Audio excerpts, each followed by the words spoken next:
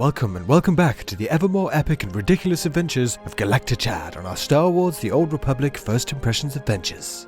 Things are hotting up as we dive further into the journey with the Empire, with our next stop being SWTOR, to continue our reign of terror and a whole range of other Star Wars themed shenanigans. Join me as we once again dive into Star Wars The Old Republic First Impressions adventures.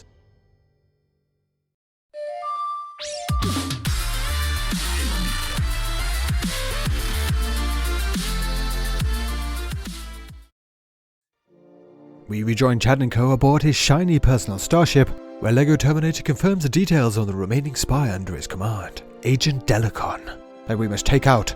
But Delicon has caught wind of the potential death and has allied himself with LEGO Terminator's rival, Lord Rathari. An upstart among the Sith who openly disrespects me. And we are to report in with Paladin Setson to kick things off. It's only a few moments on the planet that we are stopped mid-stride by a rather handsy droid.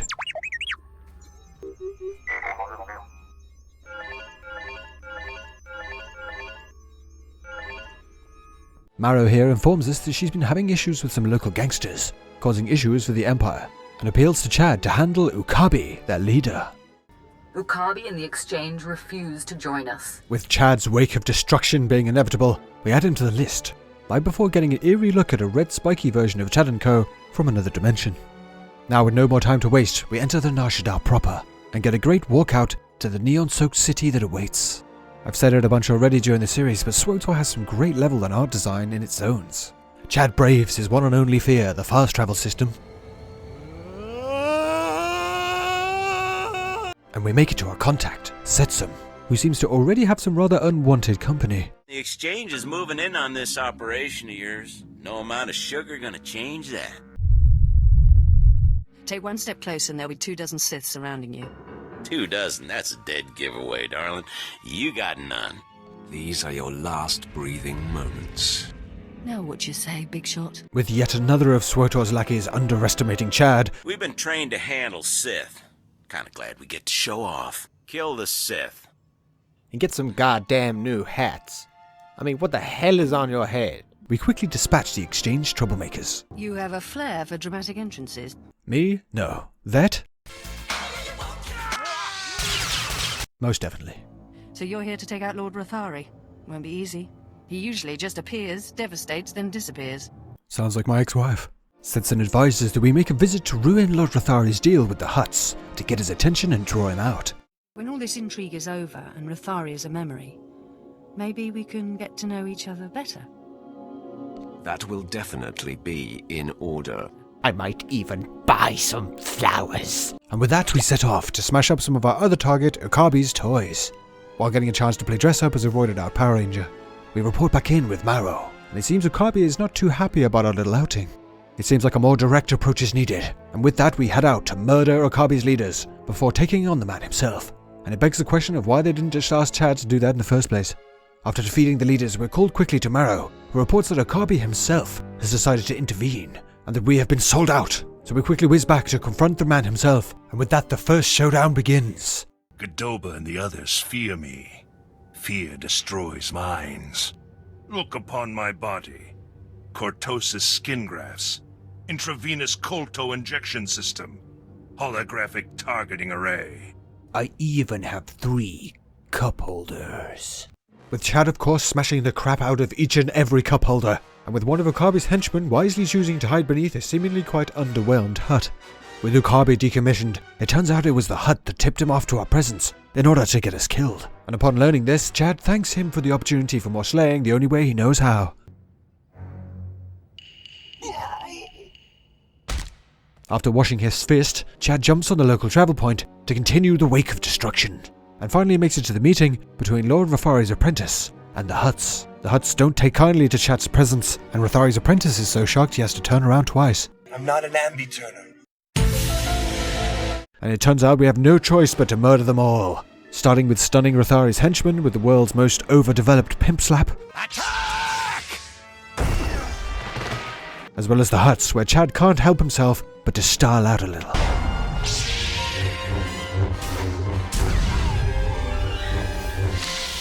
Only Rathari's men remain, who are quickly dealt with, along with Rathari's apprentice.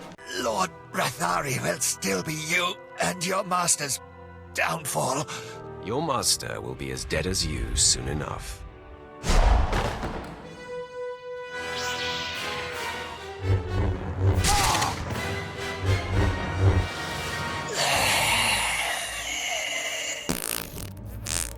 Chad styles it out once more, with moves so impressive that one of the huts temporarily comes back to life just to take in the show. With Okabe provoked to say the least, we take some time to check in with the local Empire forces, and are tasked by Agent Maddle to take a look into an individual named the Flame, who despite being killed twice, is still looking to rally up an army of revolutionary forces. The locals claim he's immortal. Third time's the charm. To start, we are asked to meet with the huts to discuss the dismantling of the Flame's rebellion, but Chad has other plans, and tracks down the so-called immortal warrior himself for a direct confrontation. So, you're the one who thinks he can defeat the Empire. No man may strike against the Empire and live. You've already learned that I do not die easily. You forget. I've been on your world. I know the secret of your people. And I have no hearts or brains to fail. Suddenly I'm reminded of Chad and I don't know why. With the flame extinguished, and yet another body added to the Nar Shaddaa count, we return to Agent Maddal, who informs us that General Colvin has requested an audience with us. He believes you might be key to recovering the secret the Empire has sought for decades. So off we set once more, to first report back to Setien about the mess we made while meeting with the Hutts. With Rafari's work with the Hutt cartel in ruins, we turn to his work with the Republic garrison to further sabotage his operations. It's too bad Rathari wasn't in attendance. But man, I bet he's fuming. If he'd been there, his corpse would be steaming. All in good time. With our next step with Rafari confirmed, it's time to check in with General Conville, as requested, who I seriously hope is just wearing odd-coloured pants as opposed to greeting me with his balls out. Welcome, my lord. I'm General Colvin, the mission leader here. If you have a moment, I could use your assistance. And my friends, it must be said that I also need your assistance in getting the adventures of Galactic Chad to as many of you beautiful people as possible. So if you're enjoying the series so far, please drop the video a like. Let me know your thoughts down in the comments, and of course subscribe for more. But what if people dislike the video and think that you're a tricycle ball bag? That is beyond ludicrous. You said it, Chad. Let's get back to it. The General informs us that Darth Revan... Look upon the Master of the Order of Revan. Are you too afraid to show your face? Silence! I kill you! That guy. Back along created a great complex holding mysterious cargo along with some alien slaves. No one has been able to breach its defenses and see what lies within, and the General thinks Chad may have more success by shutting down the reactors powering its defenses in the position of our enemies. This of course gives Chad a mighty murder boner. I will shut down these reactors and crush any opposition. And we set upon our task crushing the defenders, who make short work for our hero at taking out the reactors one by one. With the reactors down, we blast our way into the tomb to find the alien slaves still present, thanks to the power of the remaining artifact, the Infinite Engine, which they now dedicate themselves to look over. Chad, of course, must have the shiny thing. Cooperate or die. And slaps down the defenders, taking it for himself. We return the device to the General, who is pleased with our progress. Those descendants of Revan's slaves you mentioned, are the aliens still alive? Did he really just ask Chad that? And ask that we report to his mate, Major Tannius, when we get the chance. While we're still in the area, we make a stop off at the Republic garrison to further stoke the fire with our target Rathari. I am Commander Nolan. I'm in charge of this defensive. I'm unarmed. That was a grave mistake. No, men, fire at will. Oh, don't all get up at once. After handling the Republic soldiers, Setsen calls us, in a panic, that she is under attack. Chad, of course, rushes straight there. I'll be right there, Haladrel. Try to hold on. After important business, taking in the sights, doing a bit of shopping, and enjoying a giant Hutt statue in a golden hat. You're good to go. Chad is always good to go. All before rushing to the pressing task at hand, meeting with Major Damarus. It appears that a major threat to Imperial security has come to pass, with someone trying to steal network access, an attempt to gain control over the entire HoloNet. A series of well-guarded consoles is spread throughout network access, each with its own time-sensitive code. Get all the codes, then hurry to the data center. Once you reach the data center access terminal with all of the timed codes, we'll contact you with further instructions. With the requested codes obtained and its defenders defeated, we call up the Major for our next move, to enter the data center and eliminate the SWTOR. Making our way into the Hutt data center, we confront the SWTOR, who offers us a deal of a wealth of information on our enemies, that we instead assist in his escape. With no option to instead ram his head into the hard drive, we set about overloading the main generators to fake his death. A stunt that Chad decides to make all the more convincing by also disabling the backup generators, and with it the SWTOR shield to completely screw him over and kill him anyway. Oh Chad, you utter psychopath. Screwing over the SWTOR reminds Chad of the other mission here on Showdown, and we finally decide to see what has come of the associate Setson. By literally screwing her over, we see a message left for us from our target, none other than Rathari. It's clear Darth Barris failed to inform you exactly who you'd be crossing. This demonstration should make up for that deficiency. You want Agent Delicon. You want me. I won't be hard to find anymore. I'm on the roof of the satellite platform in network access.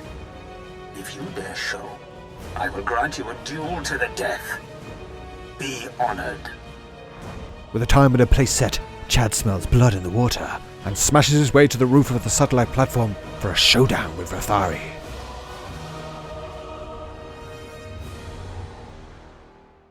Lord Rathari, I presume. Finally, we come face to face. In 100 years, when I am legendary within the Sith, your and Barris's deaths at my hands will not even be a footnote. However, I would never lower myself to duel a mere apprentice such as you. You haven't earned the honor. I marked you as a coward the moment I saw you. Ha! You cannot goad me into it, worm. These men are my elite guard, trained to take on Sith. Half of them could kill you, but I don't like to play favorites. That will make my victory all the more sweet. Time to end this farce. All attack! Rathari's men look to attack, causing Chad to preemptively strike by firing Vet out of his arse at the flanking soldiers. Both Rathari's men and the man himself are no match for such moves, and yield to Chad's power. I yield. Never have I witnessed such raw power. The day and the planet are yours. I freely pass the scepter.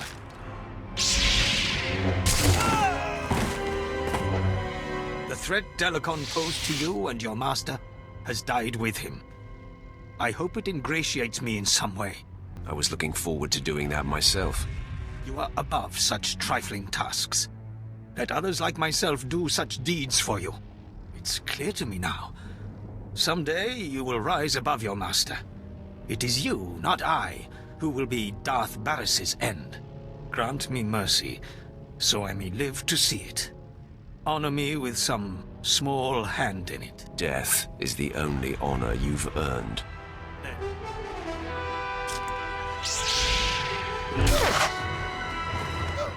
With the second of the Imperial spies now defeated, we can finally turn our attention to the real danger of Noman Carr and his mysterious Jedi Padawan, and the threat to the Empire they possess. Our time on Nar Shaddaa is at an end, so we return to our ship and report in with Logo Terminator, while remembering to take full advantage of his unfortunate case of Alzheimer's. It seems our adversary is of like mind. Your efforts have not gone unnoticed. Noman Carr has been busy. Stop being so cryptic and tell me what's happened. Use that tone sparingly with me, apprentice. Consider this a warning. Who informs us that our ship is being tracked. A very sophisticated sensor is reporting your every movement. Sounds to me like you're being paranoid. I do not appreciate your doubt. I expect unwavering respect at all times. Consider yourself warned. And we set a course for the location of the signal. What would we find at the source of this tracking device? The answer and so much more awaits us on this galactic adventure. I hope you'll join me in the next episode as we journey through the stars. Subscribe for more, and I'll see you on the next episode of Star Wars: The Old Republic First Impressions Adventures.